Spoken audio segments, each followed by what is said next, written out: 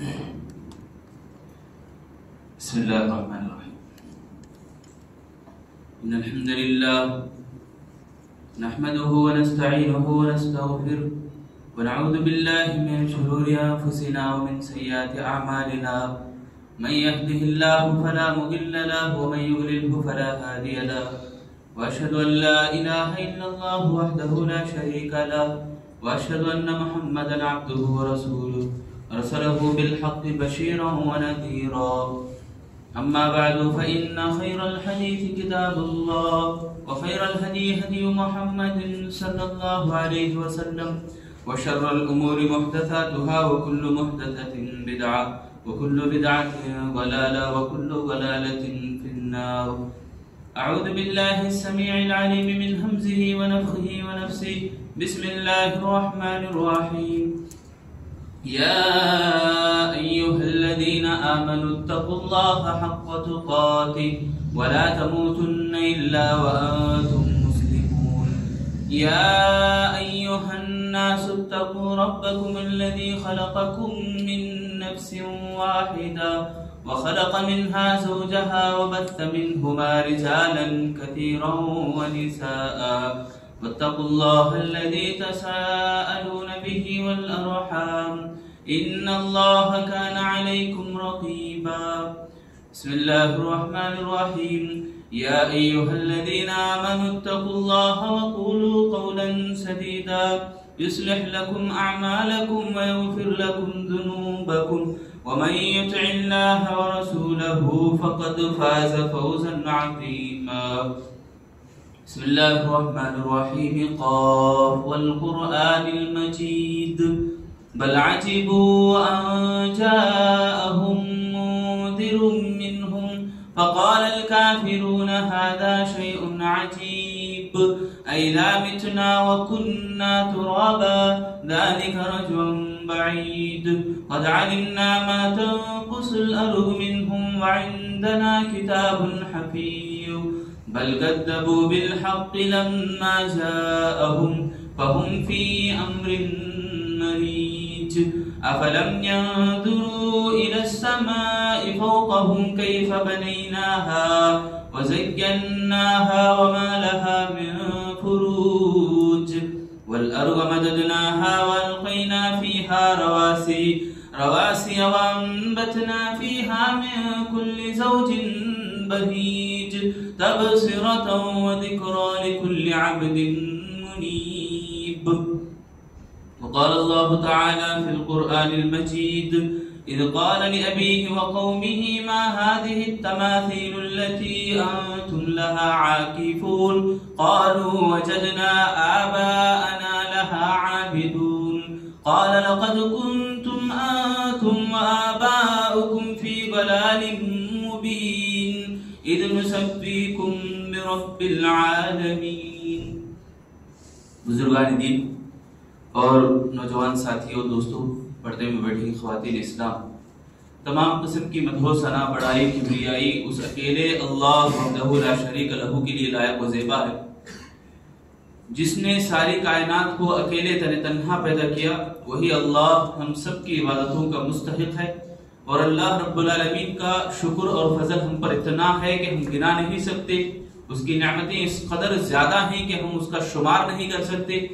اللہ تعالیٰ کی ہمارے اوپر کرم فرمائیاں ہیں کہ ہم مسلمان ہیں.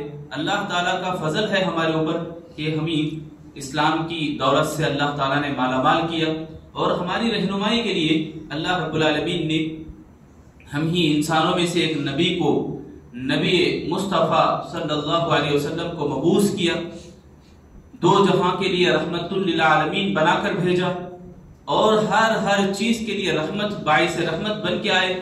اور اللہ کے نبی صلی اللہ علیہ وسلم میرے اور آپ کے لیے بہت سارے احسانات کیے، صبر کیے، دین کو ہم تک پہنچانے کا کام کیے.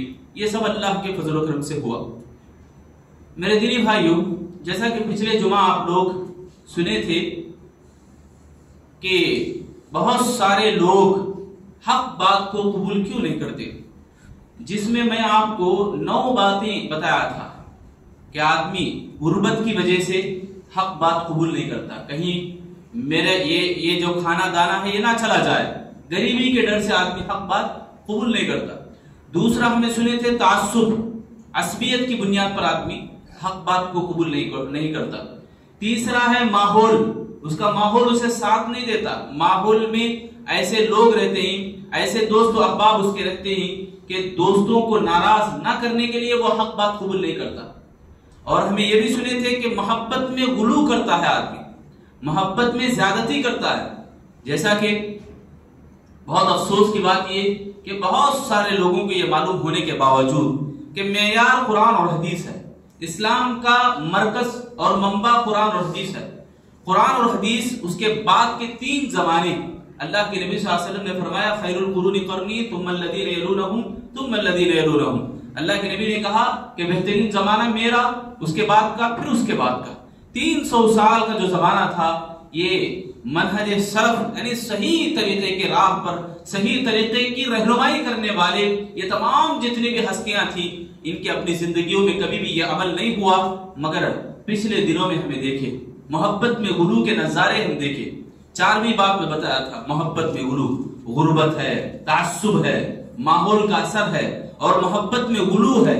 اور 5ویں بات ہمیں یہ سنے تھے کہ لالچی کی وجہ سے کہیں حق بات یعنی حق بات کے خلاف بولنے والے جتنے بھی ہیں، بڑے بڑے ہیں، بزرگ ہیں، اور ان کی عزت، ان کی قدر، یا ان کے پاس پیسہ، ان کے پاس جاب آ رہا ہے، تو یہ سب چیزیں یعنی لالچ، انسان حریص بن جاتا ہے دنیا کی چیزوں کا، دنیا کے مال کا، اور بہت ساری چیزیں ہیں اس میں، یہ لالچی میں آدمی حق بات قبول نہیں کرتا، یہ بھی ہمیں سنے تھے۔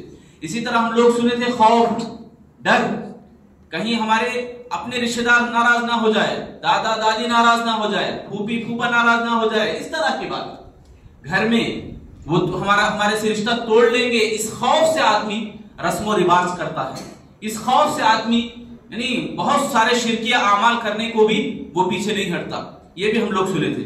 اور ہم لوگ 7ویں بات سنے تھے خواہشات کی پوجا کرنا، اپنے نفس کا پجاری، نفس کی باتیں مان لینا، سن لینا، اسی کو صحیح سمجھ جانا، اسلام کی باتیں جو ہیں اس کے خلاف بھی آدمی چلے، اس کے خلاف بھی چلنا پڑے تو چلے، اس کو کوئی دقت نہیں ہوتی، اس کے دل میں کوئی کھٹک نہیں پیدا ہوتی، خواہشات کی پوجا ہے یہ۔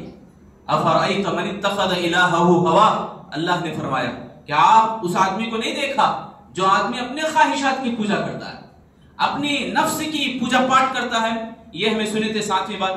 8ویں بات یہ کہ سمجھانے والے کا رفع، سمجھانے والا یعنی ناصح، اللہ کے نبی صلی اللہ علیہ وسلم کے سامنے ایک آدمی آیا جس کی داڑھی نہیں تھی، اللہ کے نبی صلی اللہ علیہ وسلم منہ موڑ لیے، چہرہ پھیر لیے، ایک بار دوسری طرف سے آیا، تیسری طرف سے آیا، بار بار آیا، اللہ کے نبی صلی اللہ علیہ وسلم نے اس سے سخت ناراضگی اختیار کی۔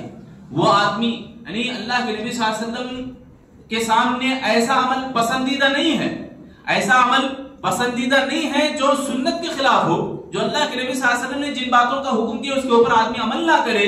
یہ بات اس لیے بھی ہے کہ سمجھانے کے انداز میں جو باتیں سمجھانا، جس طرح سمجھانا چاہیے اس کو اسی طرح سمجھائے۔ اللہ کے نبی صلی اللہ علیہ وسلم بارہا سمجھاتے، جب سمجھنے کا موڑ نہ ہو، سمجھنے کا راستہ کہیں نظر نہیں آتا ہے تو اللہ کے نبی صلی اللہ علیہ وسلم ان سے ناراض، ان سے سخت الفاظ میں بھی ان کو سمجھانے کی کوشش کرتے، یعنی سمجھانا ہے، سمجھانے کا طریقہ ہمارے پاس ہونا چاہیے۔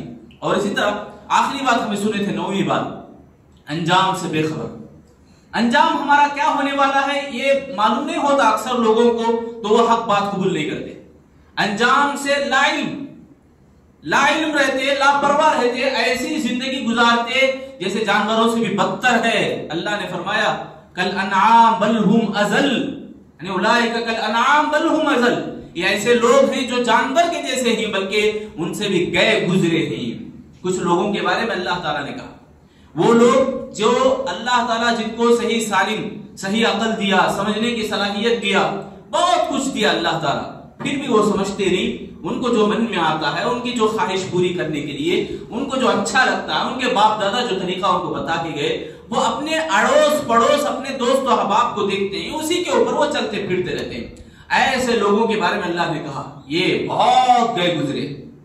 تو آج ہمیں اسی رخ سے جڑی ہوئی باتیں، بہت سارے لوگ یہ غلط فہمی میں رہتے ہیں، غلط فہمی میں کہ حق بات پر ہم ہیں، حق کے راستے پر ہم ہیں، مگر وہ باطل کے راستے پر رہیں گے، وہ ان کو سمجھ میں نہیں آ رہا۔ موضوع یہ آج ہمیں سننے جا رہے ہیں جو باتیں، حق کے دعوے دار مگر باطل کے راستے پر ہیں، باطل کے راستے پر رہتے ہوئے وہ سمجھ رہے ہیں کہ ہم حق پر ہیں، ان کی اپنی غلط فہمی ہے۔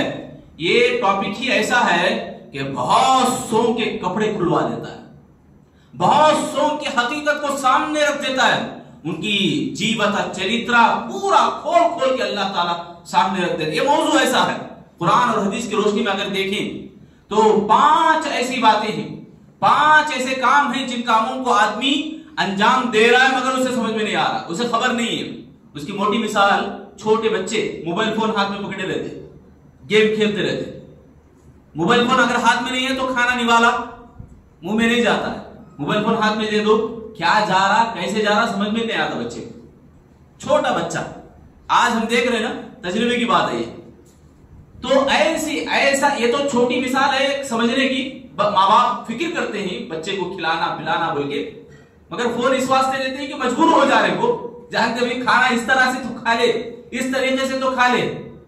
یہاں حالات ایسے ہیں کہ جس راستے پر جا رہے ہیں، جس رخ کو اختیار کیے ہوئے ہیں، وہ راستہ ہی غلط ہے، وہ رخ ہی غلط ہے، وہ طریقہ ہی غلط ہے، پھر ان کو سمجھ میں نہیں آ رہا۔ وہ غافل ہیں، مدہوش ہیں، نشے میں، نشہ اگر آدمی لگ گیا کسی کو لگ گئی تو کیا بول رہا ہے کیا کر رہا ہے سمجھ میں نہیں آتا۔ بنی اسرائیل کا ایک واقعہ آپ سنے ہو، واقعہ یہ کہ ایک نیک آدمی، بڑا بہترین آدمی، پارسا آدمی، اس سے کسی طرح مجبور کرایا جا رہا گناہ کرنے کے لیے، عورت ہے عیاشی کر، یا شراب کی بوتل ہے وہ لے لے، نہیں بولے تو بچہ ہے اسے قتل کر دے۔ تو آدمی سمجھ میں نہیں آیا، اسے سوچا کہ چلو بھائی شراب ایک بوتل ہے، بوتل اٹھا کے ڈال لیں گے، اس کے بعد کیا ہوگا، تو وہ بوتل چڑھا لیا، نشے کی حالت میں بدکاری بھی کرا، بچے کو قتل بھی کرا۔ کیا کر رہا سمجھ میں نہیں آ رہا۔ یہ مثال میں اس لیے بتا رہا ہوں کہ آج بھی لوگوں کو، بہت سارے لوگوں کو، اکثر لوگوں کو آپ دیکھیں، بہت سارے لوگ اس میں مبتلا ہیں کہ وہ کیا کر رہے ہیں، ان کا عمل کیا ہو رہا ہے، وہ ان کو کچھ بھی اس سے لینا دینا نہیں ہوتا۔ بتایا جاتا ہے اچھی طرح، کھول کے سمجھایا جاتا ہے، سنتے ہیں مگر باپ دادا کا رسم و رواج کو چھوڑنا ان کو گوارا نہیں ہوتا۔ آنکھوں کے سامنے دلیل بھی ہوتی ہے۔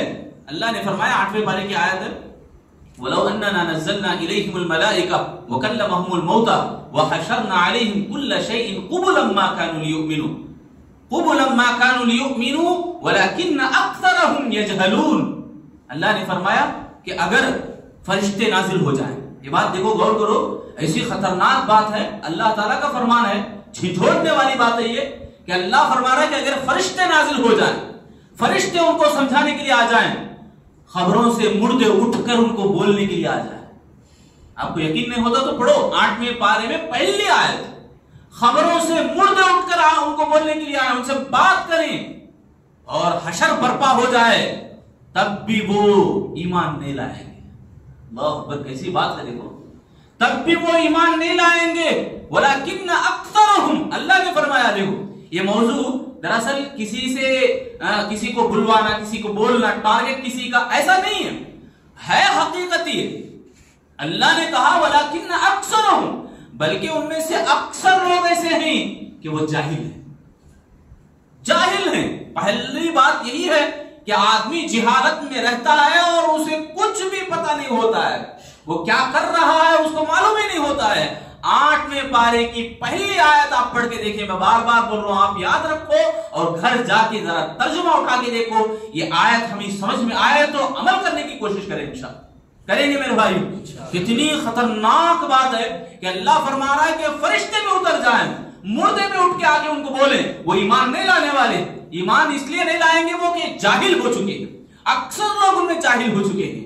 تو پہلی بات یہ کہ آدمی جہالت میں گرفتار ہو گیا، جاہل بن گیا تو اس کا روٹین معاملہ ہو جاتا ہے کہ گناہ کرنا، گناہ میں اس کو کچھ بھی اثر نہیں ہوگا، گناہ میں اس کا ایمان ذرا بھی دھڑکے گا نہیں، اس کا ایمان اسے کبھی بھی اسے مچلے گا نہیں، اس کا ایمان اسے ابھارے گا نہیں، جگائے گا نہیں، اس کا ایمان بھی اس کے ساتھ ختم ہو جاتا ہے، اس جہالت کے ساتھ اس کا ایمان بھی ختم ہو جاتا ہے۔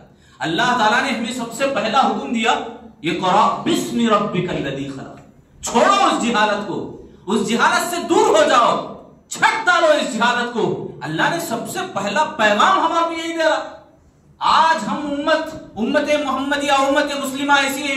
امت مسلمہ یہ تو عام لوگ اگر کہیں تو جہالت پر ہیں، مگر امت کے لوگوں کے بڑے بڑے ذمہ دار بھی، مسلمانوں کے بڑے بڑے ذمہ دار بھی 90% ایسے ذمہ دار ملیں گے، 90% مسلمانوں میں ایسے امام اور خطیب بھی ملیں گے، ایسے تمام ذمہ دار بھی رہیں گے کہ 1 نمبر کے جاہل رہیں گے، ان کو کوئی علم نہیں رہتا ہے. اللہ یہاں بول رہا ہے کہ فَعْلَمْ أَنَّهُ لَا إِلَهَ إِلَّا اللَّهُ. لوگوں جان لو اللہ کے علاوہ کوئی معبود برحق نہیں. یہاں مسجد کے امام کھڑے ہو جاتے ہیں تعویذوں کو بانٹنے کے لیے، شرک کروانے کے لیے، شرک کی طرف ابھارنے کے لیے، اور محبت میں غلو کے نظارے تو ہم کل دیکھے کئی اخبار. ایک نیوز میں نے دیکھا، بدعت میں بدعت، ٹاپک بدعت میں بدعت. ممبئی کے اندر یہ ہوا کہ جمعرات کو 2 عیدیں ایک ساتھ مل کے آ گئی، 2 عیدیں ایک ساتھ مل کے آ گئی. تو مسلمانوں کے جو ذمہ دار ہے، جو عید میلاد النبی کے جلوس نکالنے والے، وہ ذمہ داروں سے کہا گیا تو وہ مان لیے کہ ہم جمعرات کی تاریخ کو جمعہ کے دن ڈائیورٹ کریں، جمعہ کے دن کو کنورٹ کریں گے. کتنی عجیب جہالت ہے. یہ جہالت نہیں کہ ان کو معلوم ہے کہ بدعت میں بدعت ہے، یہ کام اسلام سے جڑا ہوا نہیں ہے. ان کو ہمت ہے تو عید الفطر کے دن کو بدلا کے دکھاؤ. تاریخ ہے تو وہ تاریخ ہے، وہ بدلے گی نہیں، تاریخ بدلتی نہیں. یہ لوگ دیکھو اپنے ہاتھوں میں لے رہے کہ تاریخ کو ہم بدلائیں گے. کیوں بدلائیں گے؟ اس لیے کہ یہ جلوس نکالنا یہ دین کے اندر ایک نیا کام ہے، دین کے اندر بدعت ہے، تو بدعت میں پھر بدعت شامل کرتی ہے. جمعہ کے دن، آج کے دن کو انہوں نے طے کیا. تو یہاں بتانا یہ چاہ رہا ہوں میں کہ جہالت حد سے بڑھ چکی ہے میرے بھائی. جہالت ہمارے میں بہت زیادہ ہے، ہمارے مسلمانوں کے اندر، اکثر مسلمانوں کے اندر. جہالت ہی کی وجہ سے لوگ حق بات جب ان کے سامنے آتی ہے تو منہ موڑ کے چلے جاتے ہیں. یہ سب ہمارے کام کے نہیں، یہ سب ہمارے بات کے نہیں ہے. ہمت ہے تو بیٹھیں، فیس کریں. حق بات کیا ہے، سچائی کیا ہے، حقیقت کو جاننے کی کوشش کرنا ہے آدمی. یہاں بزدلی دکھاتا ہے ایک جاہل، بزدل بن جاتا ہے، پیٹ پھیر کے چلا جاتا ہے. الحق مر چکے نہیں کہا، حق بات کڑوی ہوتی ہے، یہ چکے نہیں کہا. کڑوے پن کو آدمی تھوک دیتا ہے. ایسا ہی آج ماجرا ہمارے لوگوں کے اندر پایا جا رہا ہے. عید میلاد النبی کے نام پر کتنا اچھا عقل مند رہے گا، عاقل رہے گا، زبردست کام کرنے والا، اچھے جاب رہے گے، کمپنیاں چلاتا بھی ہوگا، مگر اس کام میں وہ ملوث رہے گا. دین کے اندر بدعت کو بھی بڑے شور، بڑے ہنگامے سے کرتا ہے، بڑے کالر اٹھا کے بھی کرنے کی کوشش کرتا ہے. یہ سب جہالت ہے میرے بھائی. اسلام ہمیں حکم دے رہا ہے کہ علم حاصل کرو. فَعْلَمْ، اللہ کہہ رہا، جان لو اللہ کے بارے میں. سب سے پہلا حکم یہ سب شرک کے کام کر رہے لوگ. یا علی بول کر نعرہ لگانا، یا محمد صلی اللہ علیہ وسلم کا نعرہ لگانا، اللہ کے نبی صلی اللہ علیہ وسلم کے نام پر جلوس نکالنا، یہ سب اسلام کے اندر نہیں ہے. یہ سب جاہلوں کے کام ہیں، جاہلوں کے کرتوت ہیں. یہ پہلی بات ہے کہ لوگ علم حاصل کرنے سے کتراتے ہیں، جاہل بن کے رہتے ہیں. ان کو حق بات کبھی قبول ہی نہیں کرتے، وہ انہیں حق بات سمجھ میں آتی ہی نہیں. اسی لیے میرے بھائیوں، ہم لوگوں کو چاہیے کہ علم حاصل کرنے کے لیے ہم کوشش کریں. علم حاصل کرنے کے جہاں مراکز ہیں، جہاں اڈے ہیں، ان کی حفاظت کریں، ان کی نگرانی کریں، اس سے جڑ کے رہیں. یہ دور جو فتنوں کا دور ہے، آج ہم آس پاس دیکھ لیں کتنے ایسے گناہ نہیں ہیں کہ ہمارا ایمان خطرے میں ہے. آج ہمارے دلوں کے اندر اگر ہم ٹٹولیں گے کہ ہمارے پاس کتنا علم ہے اللہ کے بارے میں، رسول کے بارے میں، مسجد کے بارے میں، مسجد میں خدمت کرنے والے امام اور مؤذن اور ذمہ داروں کے بارے میں ذرا برابر بھی علم ہو ہمارے لیے، میرے بھائیوں دلوں کے اندر ایمان جاگ جائے گا. جنت میں جو نیکیاں پہنچی، جنت میں لے جانے والے جو خزانے ہیں، ان خزانوں کے سلسلے میں اللہ کے نبی فرماتے ہیں مجھے نیکیاں دکھائی گئی. جنت میں جانے والے نیکیاں، ان نیکیوں میں سے ایک نیکی یہ بھی ہے کہ ایک آدمی مسجد سے تنکا اٹھا کے باہر پھینک رہا ہے. اتنی بڑی قدر ہے نیکیوں کی. ایسے نیکیوں سے دور رہنا میرے بھائیوں بد نصیبی کی بات نہیں تو اور کیا ہے. ہم لوگ طے کریں کہ روزانہ ہم کچھ نہ کچھ علم حاصل کریں. کیا میرے بھائیوں، ہم وعدہ کریں کہ علم حاصل کرنے کی کوشش کریں. عبداللہ بن عباس رضی اللہ عنہ فرماتے ہیں کہ صبح میں گھر جاؤ اور ایک آیت ترجمے کے ساتھ پڑھو. کتنی آیتیں؟ ایک آیت، صرف ایک آیت. کتنا مشکل ہے ہمارے لیے. دن بھر 24 گھنٹے ہمیں چوراہے پہ کھڑے بولے تو کھڑ جاتے ہیں، ہمیں جاب کمانے کے لیے پسینہ نکالو بولے تو نکالنے کے لیے تیار ہو جاتے ہیں. ایک آیت ہماری ہدایت کے لیے، ہم اپنی جنت کو بنانے کے لیے، اپنی آخرت کو بنانے کے لیے، اپنے انجام کو ٹھیک کرنے کے لیے. میرے بھائیو، عبداللہ بن عباس رضی اللہ عنہ فرماتے ہیں ایک آیت ترجمے کے ساتھ پڑھو، 100 رکعتیں پڑھنے سے بھی ثواب زیادہ تمہارے کو ملے گا. دل یہاں خوشی کے مارے ہمیں لرزنا چاہیے، خوشی کے مارے ہمارا دل ٹھنڈک محسوس کرنا چاہیے. یہاں پہ اتنی بڑی بات، ایک آیت، ایک موضوع، آپ ایک ٹاپک آپ سن لو، ایک ٹاپک مکمل 1000 رکعتیں پڑھنے سے بھی زیادہ ثواب آپ کو ملے گا. یہ حضرت عبداللہ بن عباس رضی اللہ عنہ، تفسیر مفسر قرآن جن کا لقب ہے، مفسر قرآن، قرآن کی تفسیر کرنے والے صحابی حضرت عبداللہ بن عباس، وہ بیان کر رہے ہیں. تو میرے بھائیوں، پڑھنے کی کوشش کریں، قرآن کو ترجمے کے ساتھ، معنی اور مطلب کے ساتھ پڑھنے کی کوشش کریں. یہ پہلی بات ہے. جہالت سے دور ہو جائیں، یہ اللہ کا حکم ہے. جہالت کے در پہ بیٹھے رہیں گے، جہالت کے مارے رہیں گے، کبھی بھی ہدایت نہیں ملنے والی. اللہ تعالیٰ ہدایت سے دور رکھے گا. ابھی میں نے بتایا 8ویں پارے کی پہلی آیت، مردے بھی آ کے بتانے لگیں گے، وہ ایمان نہیں لائیں گے، یقین نہیں کریں گے، جاہل اگر بن کے رہے تو. دوسری بات، آبا و اجداد کی پجاری. آبا و اجداد، باپ دادا کے پجاری. باپ دادا جیسا کرتے تھے ہمیں بھی ویسا کر رہے. جو طریقہ ہم نے، عبادت کا طریقہ ہمارے بڑوں کو ہم نے دیکھا، وہی طریقہ ہم بھی کر رہے. اللہ تعالیٰ ان کے بارے میں پور کھول رہا ہے. ابراہیم علیہ السلام کا واقعہ بتاتے ہوئے، اذ قال لأبيه وقومه ما هذه التماثيل التي انتم لها عاكفون قالوا وجدنا آباءنا لها. وہ کہتے ہیں، ابراہیم علیہ السلام اپنے باپ سے، اپنے قوم سے کہتے ہیں، اے میرے ابا جان اور اے میرے قوم کے لوگوں، یہ معبودوں کی، یہ بتوں کی پوجا، یہ بتوں کی پوجا پاٹ تم جن کی کر رہے ہو، یہ کیا تمہیں خاک دیں گے، یہ کیا تمہارا جواب دیں گے؟ ان کے اندر کوئی دم نہیں ہے. عاکفون کہا ابراہیم علیہ السلام نے. آگے کہا کہ ان لوگوں کا جواب، قالوا وجدنا آباءنا، ہم نے اپنے باپ دادا کو اس کی عبادت کرتے ہوئے ہم نے دیکھا ہے، تو ہم بھی اسی طرح کریں. ابراہیم علیہ السلام نے کہا کہ تم اور تمہارے باپ دادا سب گمراہی پر تھے، تم اور تمہارے باپ دادا سب گمراہی کے اوپر تھے، تو تم بھی گمراہ ہو جاؤ گے. یعنی باپ دادا کا جو طریقہ ہے، بڑوں کا، اپنے دوست و احباب کا، اپنے مولویوں کا، یہ جو طریقہ، ان کا جو بتایا ہوا طریقہ اگر دلیل سے ہے، قرآن اور حدیث سے ہے، یعنی اسلام اور اسلام کے روشنی میں، اسلام کا جو معیار ہے قرآن اور حدیث، اس کی روشنی میں اگر ہے تو الحمدللہ ہم عمل کریں. اگر نہیں ہے، ان باتوں سے ہٹ کے ہے. اگر آپ جاننا چاہیں قرآن مجید کا ایک نام، قرآن کا نام الروح ہے. کیا نام ہے؟ الروح. معلوم ہے روح؟ ہمارے بدنوں میں روح جب تک ہے ہم باحیات ہیں. جیسے ہی موت آتی ہے، روح قبض کر لی جاتی ہے، آدمی ڈھیلا ڈھالا پڑ جاتا ہے، لاش بن کے رہ جاتا ہے. روح نکل گئی، زندگی ختم ہو چکی. تو قرآن کا ایک نام الروح اس لیے رکھا گیا ہے کہ جب اس کو پڑھتے ہیں تو ایمان ان کے زندگی میں، ایمان ان کے دلوں کے اندر، ان کے جسموں میں تازہ دم کر کے بیٹھ جاتا ہے.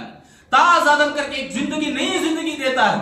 ایک انسان کیا بھی معلوم نہیں ہے، جب وہ قرآن پڑھنے لگتا ہے اس کو راستہ ملتا ہے، اس کو راہ دکھتی ہے، اس کو صحیح اور سچا اور پیور طریقہ اس کو معلوم ہوتا ہے.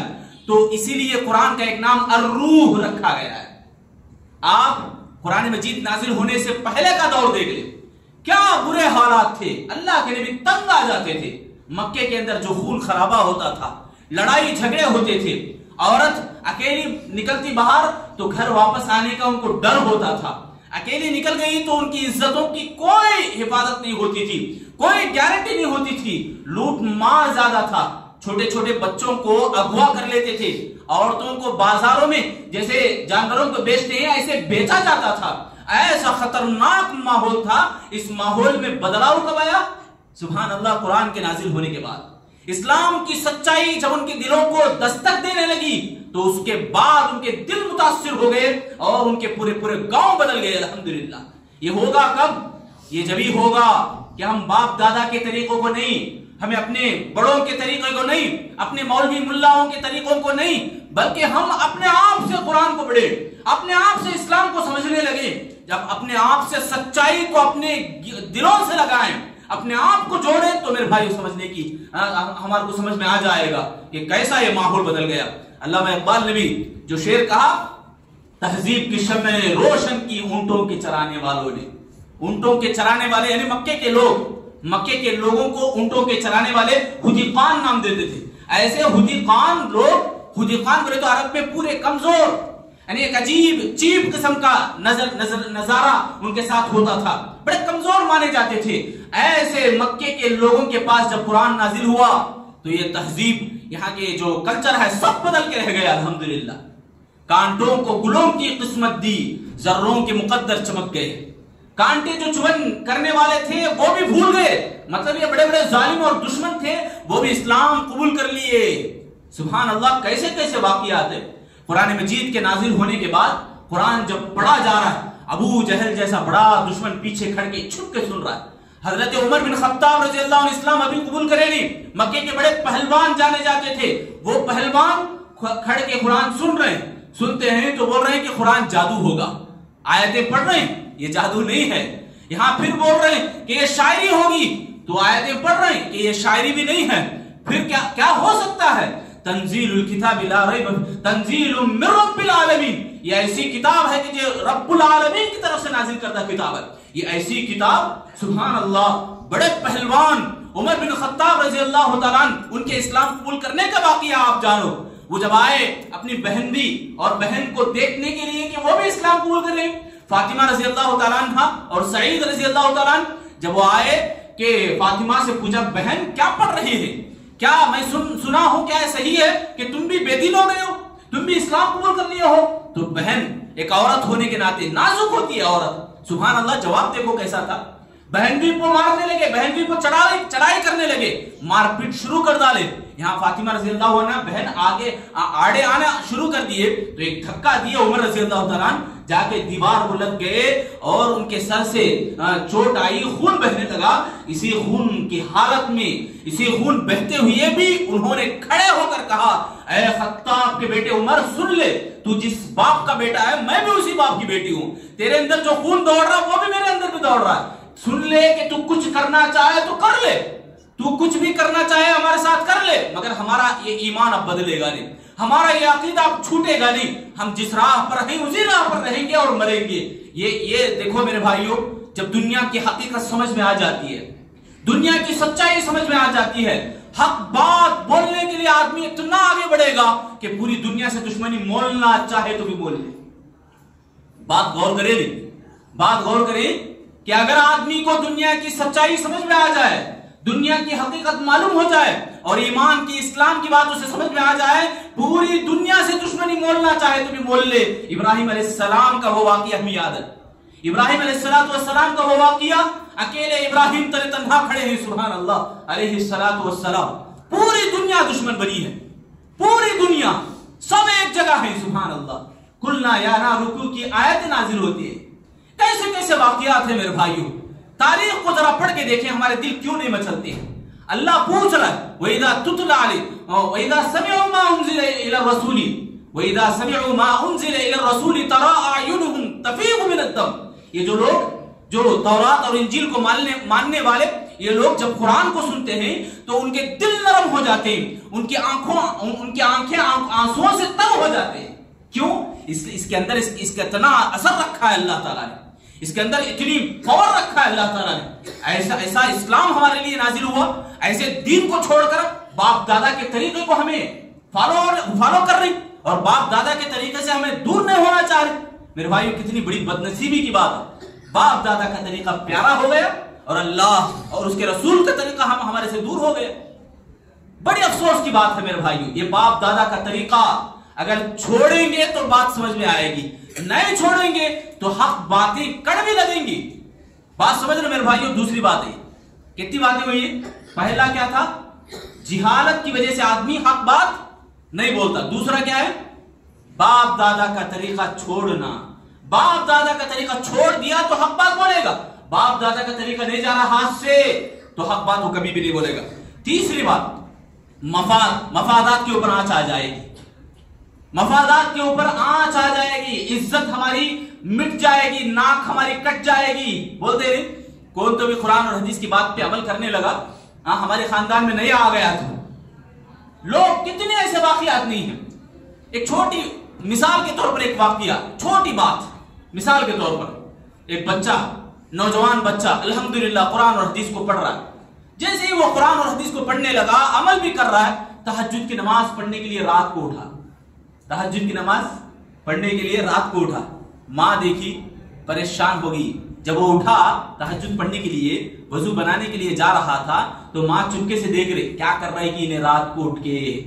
جیسے ہی وہ نوجوان بچہ جا کے وضو بنایا، منہ ہاتھ دھویا، وضو بنا کے آیا، مصلی دال لے کے نماز پڑھنے کے لیے نیت باندھ رہا ہے، ماں دور سے دوڑتی ہوئی، چیختے چلاتے روتے ہوئی آئی، کیا کر کے مر گیا تو کہ اب راتوں میں اٹھ کے اللہ سے توبہ کر رہا ہے، استغفار کر رہا ہے. بات سمجھ میں آئی نہیں؟ ہنسنے کی بات ایک جوک کے جیسی ہے، مگر حقیقت ہے، یہ سچائی ہے، سچائی سے الگ نہیں ہے. تہجد کی نماز پڑھنا کتنا ثواب کا کام ہے. یہ بچہ، نوجوان بچہ قرآن اور حدیث کو پڑھنے لگا، عمل کرنے کے لیے تہجد کی نماز پڑھنے کے لیے جا رہا ہے، تو ایک عورت، اس کی ماں اٹھ کے روتے چلاتے، راتوں میں نماز کہیں کو پڑھ رہا ہے، کیا گناہ کر کے آیا تو بول کے رو لیتے آ کے وہ بچے کو ڈانٹ رہی، ڈپٹ رہی اور اللہ رہی، غصہ کر رہی. یہ حالت ہمارے گھروں کے اندر موجود ہے. آج کوئی سچی بات بولنے لگے، کوئی حقیقت کو سامنے لائے تو فوراً کہتے ہیں دیکھو نبیت میں آگے، نئے لوگ آگے. نہیں، ہماری عزتیں کے اوپر آنچ نہ آئے. ہمارے اپنے جو طریقے ہیں وہ طریقے چلے. اگر ان کے پاس کوئی کچھ یعنی کچھ بات بول دے نوجوان بچہ یا بچی تو فوراً دبا دیا جاتا ہے. ہمیں بڑے رہتے ہوئے تمہیں کون بولنے والے، ایسی باتیں کہہ دیتے ہیں. یہ مفادات پر آنچ ہے. فرعون اسی آنچ، اسی عزت میں مر گیا، اسی عزت میں وہ زندہ رہا. جب تک زندہ رہا اسے سمجھ میں نہیں آیا. جیسے ہی موت کے فرشتے کو دیکھا تو فوراً کہا حتی اذا ادرکہ الغرق قال آمنت انہ لا الہ الا اللہ. وہ کہنے لگا، جیسے ہی ڈوبنے لگا، موت کا فرشتہ اسے دکھا، اسے موت قریب آ گئی تو وہ کہنے لگا اب میں ایمان لاؤں گا. آمنت انہ بنو اسرائیل، جس کے اوپر بنو اسرائیل نے ایمان لایا، ہم بھی ایمان لاتے ہیں. اس طرح کی باتیں. فرعون کو جب موت دکھی، موت اس کے سامنے آ گئی، تب وہ کہنے لگا. اللہ نے کہا آلان قد عصیت قبل وکنت من المفسدین. ارے اب بھی ایمان لانے کی بات بول رہا ہے؟ اس سے پہلے تو فساد اور جھگڑے کے کام کر رہا تھا، اس سے پہلے تو بڑا گنہگار اور بدکار تھا. یہاں بتانے کی بات یہ کہ عزتیں ہماری مٹ جاتی، اس ڈر سے بھی لوگ حق بات نہیں بولتے. عزتیں ہماری چلے جائیں گی، ناک ہماری کٹ جاتی، اس لیے حق بات سے دور رہ جانا یہ بڑی بدنصیبی کی بات ہے. تو یہ تیسری بات ہے، عزتوں کے اوپر آنچ آنا، یہ بہت خطرناک بات ہے. اس کے بعد اور ذرا زبردست اور بڑی بری بات یہ کہ آدمی حسد کے مارے حق بات نہیں بولتا. حسد میں مبتلا ہو جاتا ہے، حق بات وہ زبان سے کبھی بھی نہیں نکالتا. واقعہ مدینے میں آنے کے بعد اللہ کے نبی صلی اللہ علیہ وسلم جب مدینے میں آئے اللہ کے نبی صلی اللہ علیہ وسلم، تو وہاں پر سب لوگ طے کرے تھے کہ عبداللہ بن ابی سردار بنے گا. سردار پوشی اس کی ہونے والی تھی، تاج پوشی اس کو ہونے والی تھی، سردار بننے کے قریب تھا. اللہ کے نبی صلی اللہ علیہ وسلم آ گئے مدینے میں. جیسے ہی اللہ کے نبی آئے تو تمام مسلمان، اوس اور خزرج کے قبیلے کے جتنے بھی لوگ تھے، سب لوگ اللہ کے نبی صلی اللہ علیہ وسلم کی عزت کرنے لگے. سب لوگ اللہ کے نبی صلی اللہ علیہ وسلم کو بڑا مان لیے. اللہ کے نبی مدینے کے ذمہ دار ٹھہرے، اللہ کے نبی کی بات چلنے لگی. اب عبداللہ بن ابی مسلمان برائے نام کا مسلمان، مگر تمام منافقین کا بڑا سردار تھا. جتنے بھی مسلمان تھے جو اسلام کا لباس اوڑھ کے رکھے تھے، یہ سب منافقین صرف حسد کے مارے حق بات سے دور رہے. حق بات ان کو سمجھ میں آ رہی تھی، پھر بھی وہ چڑھاتے تھے اللہ کے نبی صلی اللہ علیہ وسلم کو. مسجد میں بیٹھے قرآن اور حدیث کی باتیں سنتے، اللہ کے نبی درس دیتے، اللہ کے نبی کوئی حکمت کی بات بتاتے. باہر جانے کے بعد لوگوں میں ایک وبال مچانے کی کوشش کرتے، ایک ہنگامہ مچانے کی کوشش کرتے. کیا بول رہے ہو آدمی؟ نبی کی طرف اشارہ. کیا بول رہا ہو آدمی؟ چھڑانے کے لیے. آج بھی ایسا ہی منافقوں کا ایک چلن ہمارے آنکھوں کے سامنے ہے. حق بات جب بات سامنے آ جاتی ہے، کھل کے آ جاتی ہے، قرآن اور حدیث کے صفحات واضح ہوتے ہیں، اس کے باوجود بھی یہ کتاب نہیں پڑھنا، یہ ان کی عالم ہے، یہ ان کے عالم ہے. فرق کرتے ہیں. میرے بھائیوں، علماء کی قدر کرنا، علماء کا احترام کرنا، یہ اسلام کا بہت بڑا حصہ ہے۔ آج ہمیں علماء سے دور رہتے ہوئے ہمارے کئی مسلمان بھائی، نوجوان، کتنے ایسے لوگ ہیں ان باتوں میں پڑھ کے جھوٹی بات بولنے والے لوگوں کے پیچھے پڑھ کے حق باتوں سے دور رہ جاتے ہیں۔ یہ بہت بڑی خطرناک بات ہے، حسد میں، صرف حسد میں آ کے۔ اور اللہ کے نبی صلی اللہ علیہ وسلم کا خاندان ہے نا، بنو اسماعیل کا خاندان۔ کون سا خاندان ہے؟ بنو اسماعیل۔ اسماعیل علیہ السلام کے خاندان سے اللہ کے نبی پیدا ہوئے۔ اسماعیل علیہ السلام کے بعد اور جو نبی آئے وہ آخری نبی ہمارے نبی محمد رسول اللہ صلی اللہ علیہ وسلم تھے۔ بنو اسماعیل کے خاندان سے نبی آنے کی وجہ سے بنو اسرائیل جو یہودی نصارہ کہلاتے نا، یہ کون معلوم ہے؟ حضرت موسیٰ علیہ السلام کے زمانے سے جو لوگ ہیں، حضرت عیسیٰ علیہ السلام کے زمانے میں بھی جو لوگ زندہ تھے، یہ تمام لوگ بنو اسرائیل کہلاتے ہیں۔ اللہ کے نبی کے آنے سے پہلے تک، اللہ کے نبی کے زمانے میں بھی یہ لوگ موجود تھے۔ یہود اور نصارہ ان کا نام ہے، آج بھی یہ لوگ موجود ہیں۔ نصارہ عیسائی لوگوں کو کہتے ہیں، کرسچن۔ یہ تمام لوگ، ان کے پاس حق بات آ جانے کے باوجود بھی، ان کو سمجھ میں آ جانے کے باوجود بھی یہ مسلمان کیوں نہیں ہوتے معلوم ہے؟ صرف اس لیے کہ ہمارے خاندان سے نبی نہیں آیا، ہمارے خاندان سے نبی نہیں آیا، اس لیے بنو اسماعیل سے دشمنی وہ کرنے لگے، حسد کی بنیاد پر۔ میرے بھائیوں، ذرا دلوں کے اندر قدرتیں ہٹائیں۔ حق بات آپ کے سامنے آئی تو اسے مان لے، اس کے سامنے کسی چیز کو آڑا نہ لائیں۔ حق بات یہ ہمیں دنیا کی زندگی سنوارے گی، آخرت کی زندگی بھی سنوارے گی۔ آخری بات انشاءاللہ میں بات بتا کر اپنی بات ختم کروں گا۔ تکبر گھمنڈی ہے۔ تکبر ایسی چیز ہے کہ حق بات سے وہ دور رکھے گی انسان کو۔ گھمنڈ اگر آ گیا تو وہ حق بات کبھی بھی قبول نہیں کرتا، سمجھ میں نہیں آئے گا اسے، اپنی انا، اپنی منمانی کرے گا۔ جیسا کہ حضرت آدم علیہ السلام کو پیدا کرنے کے بعد اللہ تعالیٰ نے سجدہ کا حکم دیا، فسجد الملائکۃ کلھم اجمعون الا ابلیس استکبر وکان من الکافرین قال ما منعت ان تسجد لما خلقت بيدي فاستكبرت ام كنت من العالين قال انا خير منه خلقتني من نار وخلقته من طين۔ اس نے کہا کہ اللہ تعالیٰ نے جب آدم علیہ السلام کو پیدا کرنے کے بعد حکم دیا سجدہ کرو تو سب سجدہ کیے۔ ایک ہی بات ہے، پورے جمعے کا اگر خلاصہ بولنا ہے تو اللہ کی بات جب آ رہی، رسول کی بات جب آ رہی تو ہمیں مان لینا چاہیے۔ وہاں پر ہمیں ماحول کو دیکھیں گے، ماحول کیا کر رہا ہے، ماحول کیا کرے گا، نہیں کرے گا تو ہم نہیں کریں گے، کرے گا تو ہم کریں گے، ارے بھاڑ میں چلے جائیں گے۔ اللہ کا حکم آ رہا ہے، رسول کا حکم آ رہا ہے، ہمیں بول رہے ہیں کہ ہمارے لوگ کیا کرتے ہیں، ہمارے باپ دادا کیا کرتے ہیں، ہمارا اپنا ماننا کیسا، ہمارا دل کیا بول رہا ہے۔ یہ دل کی اور ہمارے باپ دادا کی ماحول کی بات نہیں ہے، یہ اسلام کی بات ہے، یہ سچائی ہے اور اللہ اور اس کے رسول کی بات ہے۔ جب آ گئی تو فوراً مان لینا چاہیے، اگر نہیں مانتے۔ دیکھو یہاں اللہ تعالیٰ ابلیس کا واقعہ بتاتے ہوئے کہا، اس میں بہت بڑا سبق ہمارے لیے، پورے جمعے کا خلاصہ اللہ تعالیٰ ہمیں یہاں ان آیتوں میں ہمیں سمجھ میں آ جاتا ہے۔ اللہ تعالیٰ کا جو حکم تھا کہ سجدہ کرو، تمام نے سجدہ کیا الا ابلیس کے علاوہ۔ ابلیس وہاں ٹھہر گیا اور سجدہ کرنے سے رک گیا۔ اللہ پوچھا کس نے تجھے روکا ہے سجدہ نہ کرنے سے، کس نے تجھے روکا؟ تو اس نے کہا استکبرتا، تکبر کرتے ہوئے کہا، گھمنڈی کرتے ہوئے کہا، انا خیر من، میں تو اس سے بہتر ہوں، اس کو تو اللہ تو نے مٹی سے پیدا کیا، مجھے آگ سے پیدا کیا ہے، آگ سے پیدا۔ دیکھو قیاس آج بھی لوگوں میں موجود ہے نا، قیاس بولتی اسے، تشبیہ کرنا، مٹی سے آگ افضل ہے بول کے سمجھنا۔ حقیقت میں آگ خاکستر کرتی ہے، جلا کے رکھ ڈالتی ہے، آگ بگاڑ کے رکھتی ہے۔ مٹی کیا کرتی ہے؟ پیدا کرتی ہے۔ مٹی کے اندر صلاحیت ہے آگ سے بھی بڑھ کے، آگ جلا کے بگاڑ دیتی ہے، اور مٹی کے اندر صلاحیت بہت اچھی ہے۔ یہ شیطان کی سوچ تھی کہ قیاس کرنا، ایسا بھی کرے جا، محبت اللہ کے نبی صلی اللہ علیہ وسلم سے ہے تو ہم برتھڈے بھی منائے جا، یہ شیطان کی سوچ ہے۔ لوگ نعرہ لگا رہے، ابلیس کے علاوہ سب لوگ میلاد النبی منا رہے ہیں، ارے سب لوگ ہی ابلیس کے کام کر رہے ہیں، سوائے وہ لوگ اللہ رب العالمین کی بات سن رہے ہیں۔ کچھ لوگوں کی ہو رہا نا انصاف، ایک ہی جملے میں اگر کہیں اللہ اور اس کے رسول کی بات اگر آ گئی تو وہاں گھمنڈی اور تکبر کچھ کام نہیں آنے والی میرے بھائی، کوئی کام نہیں آنے والی۔ تکبر اور گھمنڈی کی وجہ سے آدمی سلام کرنے سے بھی کتراتا ہے، سلام جیسے نیکی سے بھی دور رہ جاتا ہے۔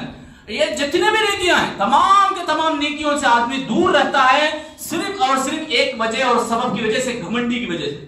تو یہ جو 5 بات میں آپ کے سامنے بتایا، ایک جہالت کی وجہ سے آدمی جاہل بن کے رہتا ہے، اسے اگر مردے بھی آ کے سمجھانے لگے اسے سمجھ میں نہیں آنے والی بات ہے، فرشتے بھی آ کے اصل شکل میں آ کے سمجھائیں وہ نہیں سمجھے گا اگر جاہل بن کے رہا۔ آبا و اجداد کی پجاری بھی باپ دادا کے طریقے کو اگر چھوڑیں گے حق بات ان کو اچھی طرح سمجھ میں آ جائے گی۔ اگر لوگ اپنے ماحول سے ہٹ کر علم حاصل کریں، اللہ رب العالمین کی باتوں کو سنیں اور اپنے انا کو کچلیں، اپنی گھمنڈی اپنے دل کے اندر کی قدرتوں کو، حسد کو دور رکھیں، حسد کو چھوڑ کے حق بات کو ذرا ٹھنڈے دل سے سمجھنے کی کوشش کریں تو اسلام پورا ہمیں اچھی طرح سمجھ میں آئے گا، حق بات ہمارے زبان سے بھی نکلے گی۔